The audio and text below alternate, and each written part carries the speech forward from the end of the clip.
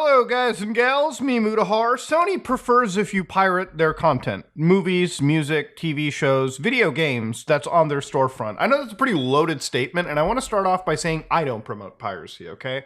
No matter how you cut it, piracy is the theft of digital content. And at the end of the day, all right, no matter what justification exists, money is taken out of somebody's pocket, right? If someone produces a video game, a movie, a television show, a song, and you don't like it, you don't like the way that it's produced, you don't like you don't like it for whatever reason, you don't agree with the price, then just don't goddamn buy it, okay? That's pretty much what I do when it comes to video games, or really any piece of media, all right? I just vote with my wallet, okay? If I don't agree with it, I don't buy it. Done.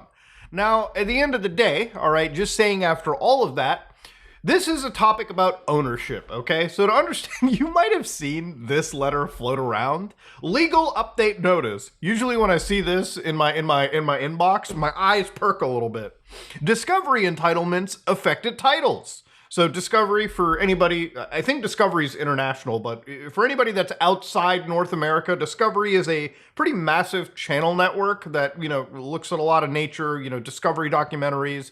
I think they do alien stuff too. But then again, at this point, who doesn't? I'm pretty sure the Food Network has a goddamn alien cooking show at this point. But as of 31st December 2023, which is less than a month away, due to our content licensing arrangements with Discovery content providers, you will no longer be able to watch any of your previously purchased Discovery content, and the content will be removed from your video library, okay? We sincerely thank you for your continued support. I love when they can just fuck you in the ass, okay?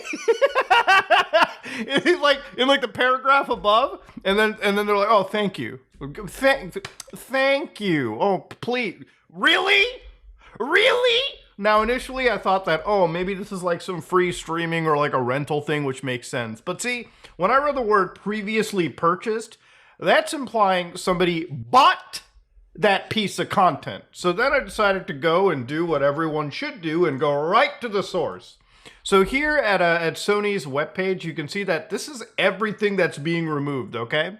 Now, I've seen A Crime to Remember. I haven't seen it, but I've seen it advertised on Sony's store. Again, I wonder how many people are watching movies or television shows on PlayStation and buying them there, but I assume it must be a sizable market, okay? So you're losing 2 seasons of America's Worst Tattoos, Amish Mafia. Wait, is that Is that what I think it is? Is it Amish Gangbangers?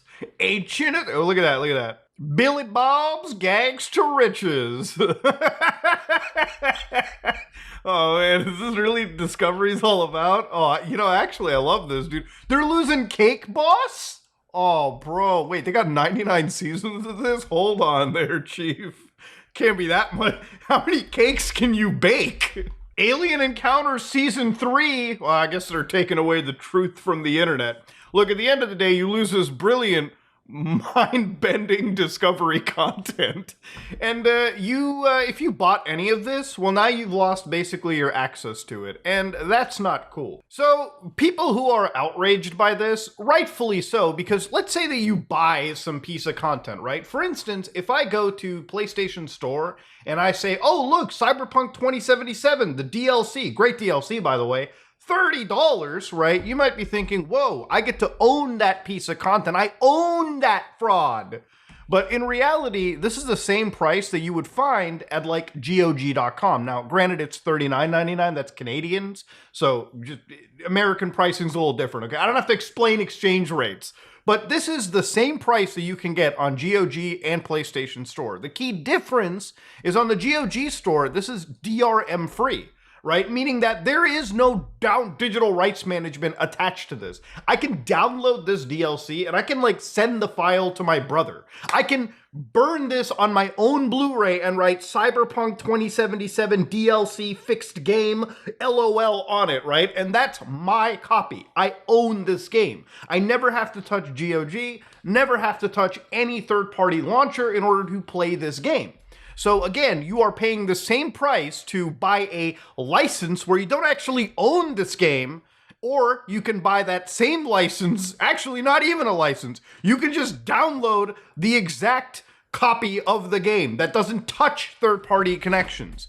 So these are the key differences on digital storefronts. And anytime I can usually buy a game through GOG, I do. I know that I love the Steam Deck. I'm not a huge fan of owning my games digitally, but usually there's always an expectation, at least with Steam or really a lot of these PC services, that when the game gets delisted or removed, you may have like a second way or some patch that eventually allows people to own a delisted game, right? With Sony, it's not that at all. If you look through their legal terms of service on the PlayStation Store, in section 8.4, it says you must be an end user to purchase from PlayStation Store. So again, you're somebody that's literally using a PlayStation 5 for, at this point, like, I don't even think PS3 can touch the store, but you get the idea. You gotta own their shit. When you order content from the PlayStation Store, you buy a personal license to use that content for private, non-commercial use, okay? That license is not transferable unless your local applicable laws say it must be. So if your governments are good enough to protect you digitally, maybe. But in North America, ooh, that don't happen. This means you can use a product in the ways described in the license, but do not own the product. So for anybody who says, we should sue PlayStation, no, you can't sue PlayStation. They literally have told you at the time of purchase, I mean, not explicitly, you don't own any of these products. So for people who buy this shit, all right, they are actually looking at the worst protection. So if you bought any Discovery content from PlayStation, ever, you've lost your money right there. You don't even get a refund. And again, ladies and gentlemen, it's always been under my expectation that even if games get, or TV shows or movies get delisted, because I bought them once off of the store, I should just be able to re-download them pretty much indefinitely. There are super old games on the iPhone, games like Deus Ex The Fall, that you can't even buy anymore, but I can download on my iPhone right from the store because I own the digital license to it, right? Again, that's just something that I can expect, right? At least some level of protection from online storefronts as large as this. Heck, even when it comes to games on the Xbox store, like Forza, which historically, ladies and gentlemen, get delisted because after like 2 years, they run out of like some legal license to like show a car, a track, or whatever. If you own that game even digitally, right, you can download it for now pretty indefinitely. Xbox does a very good job of protecting your purchases as far as I've ever seen. Even games that are delisted like old 360 titles, if you buy them once, you can at least just keep downloading them indefinitely forever. Even games like Grand Theft Auto, right? Like the original San Andreas, not talking about the definitive crap that released, you can still download the original version of these games, even if you go to their store pages, and right here, they are, again, unavailable to buy. You can't purchase these anymore. Yet, if you actually own these games at some point in the past, you can still download them digitally. So again, we're going into a lot of this, but again, it's that if you buy a product from Sony or anything, you again are explicitly told you don't own the product. So it really brings up the idea of game ownership, or really software or digital ownership in general. If you are paying the same price to buy that TV show that you could have bought anywhere else, again, even if you bought it off Google Play TV Store, right? Like the Google Play Movies and Television app, even in their actual terms of service, Google will outright say, again, when it comes to removal or unavailability of the content, if you are not able to download a copy of the content before a removal or cessation, Google may offer you either a replacement of the content if possible, or a full or partial refund of the price of the content. They're even talking about refunds on the Google Play Store. Sony offers no such recourse, which again, at least as far as their store goes, how is it not promoting piracy? The only way to, I guess, truly own your content on their store. You know, there's a lot of games nowadays that are releasing pretty much locked to digital storefronts. And if you kind of think about it, that ownership is just being lost to time. Games like Alan Wake 2, which currently are locked behind Epic Games Store, right? Like it doesn't even have like a physical release on PlayStation, Xbox that you can just grab and put on your shelf from time to time. These games right here have full copies that you can buy from a store, install to your device, without ever touching the internet and play them from start to finish. If I want to play Red Dead Redemption 2, it comes with 2 discs inside here, right? 2 discs, install, play. If I want to just load the game up, fresh from the first chapter all the way to the credits screen, and then do all the side missions and the epilogue, I can without ever touching the internet. Because I own the disc copy, and this is something that Sony, or really any company, can't revoke from my house. They can't just send an agent into my house, the fucking Pinkertons, and take away my copy of Red Dead. Same with Cyberpunk 2077. This is a very broken copy of the first version of the game, 1.0, but I have played through this 1.0 version from very beginning to the end. Yes, it crashed 200 times. That's no goddamn exaggeration, but I still finished it, okay?